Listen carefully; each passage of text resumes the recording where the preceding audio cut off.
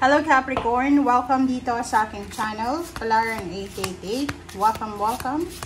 Alamin natin kung anong messages, vibration, gabay, energy para sa lahat ng Capricorn. This is general reading.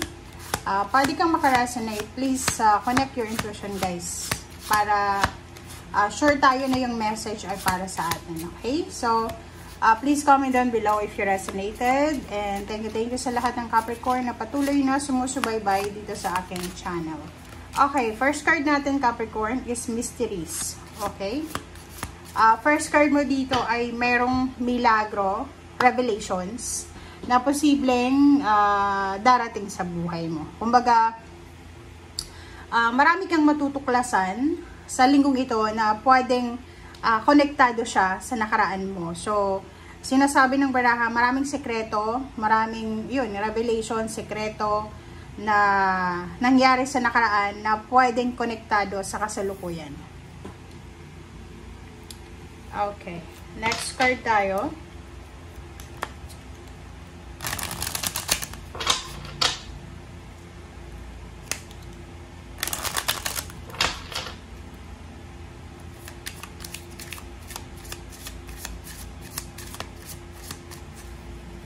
Okay, Capricorn. This is general reading, guys. So, I hope na resonated yung iba dito.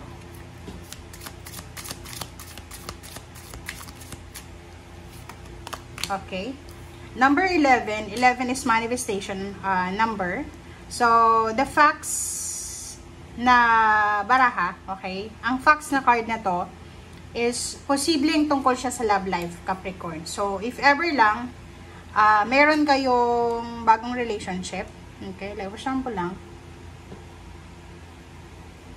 Okay.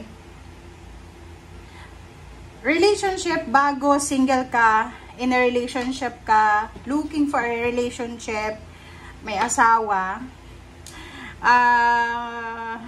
mag-iingat tayo. Okay, we need to be careful sa linggong ito kasi pwedeng ikaw, pwedeng yung partner mo or yung person mo ay magkaroon ng emotional temptation. Pero usually, wait lang guys. Sorry.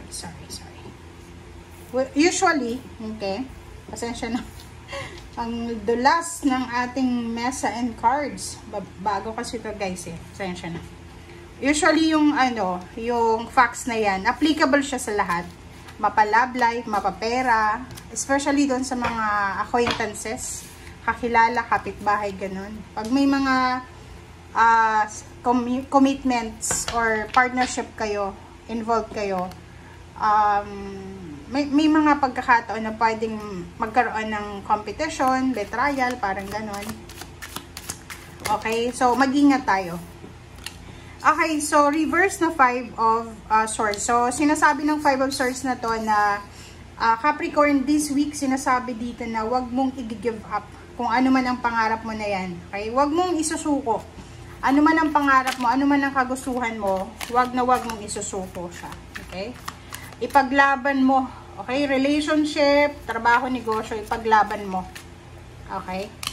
Next card natin is Knight of Swords. So, yung Knight of Swords dito, sinasabi ng Knight of Swords na yan, na huwag tayong magpadalos-dalos Capricorn sa linggong ito.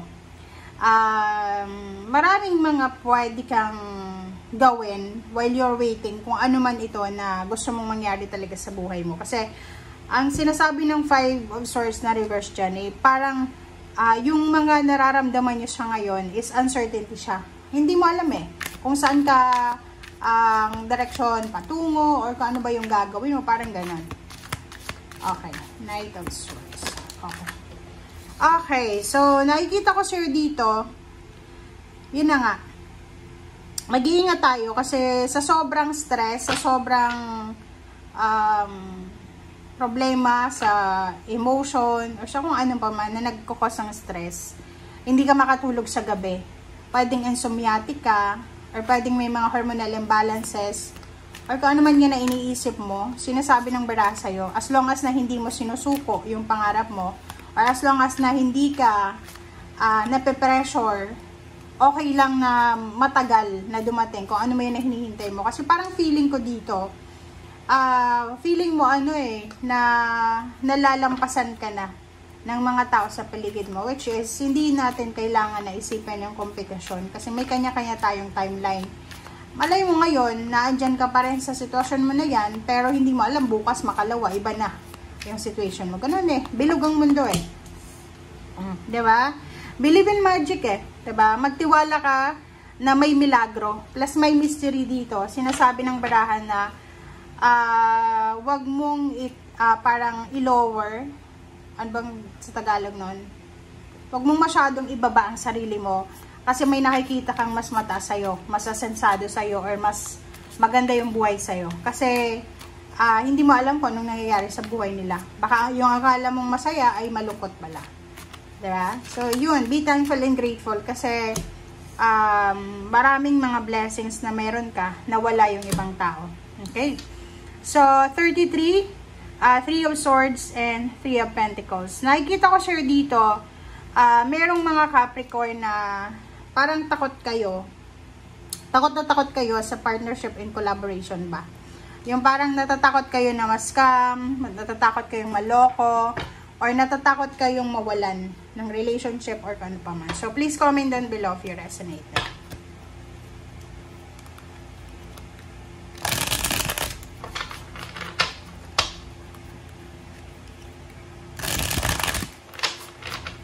Okay, so let's clarify. Kung hindi naka-resonate dyan, titingnan natin ano pa yung messages na para sa inyo. Okay, 3 Empress. The Devil. Yun nga.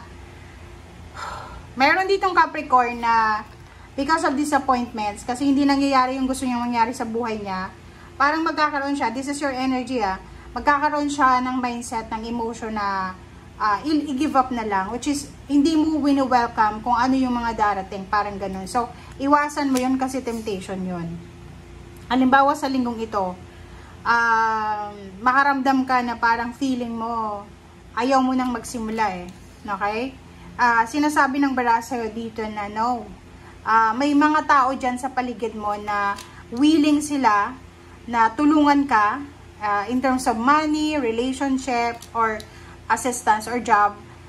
Ang gagawin mo lang is tanggapin natin kung ano yung tulong na yan. Kumbaga, alisin mo yung yung sobrang pagmamaliit mo sa sarili mo, sa kakayahan mo. Okay? Kasi kung makikita mo naman, ang sabi ng bara sa'yo dito, capable ka naman Magagawa mo kung ano yung gusto mong gawin sa buhay mo.